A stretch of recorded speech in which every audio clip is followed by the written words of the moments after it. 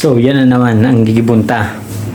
Nagluto tayo ng buko. Buko sa bundok. Kaya ng malunggay. Buko. Ang English ng buko.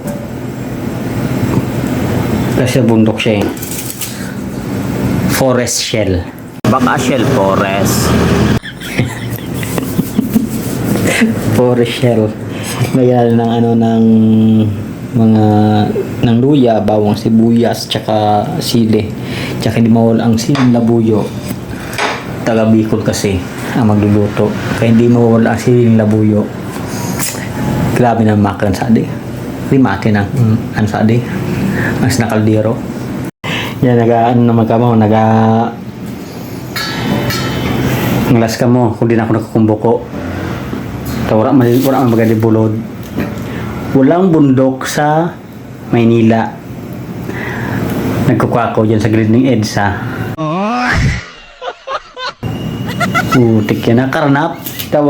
Ay mga bus. Nakarnap ang buko. Grabe bagay yan. Grabing buko ang nakuha ko. Nagadarkat na sa rida ng bus. Tsaka sa LRT. Huli yan. Nanggudo akong lada. Dito sa may release ng LRT. Uling buko. Nagadarkat na view sa LRT. At grabe ni mo. Lutong tanay alita. Gigutom na ako. Yan dyan, pakita ko sa inyo. Di mati na.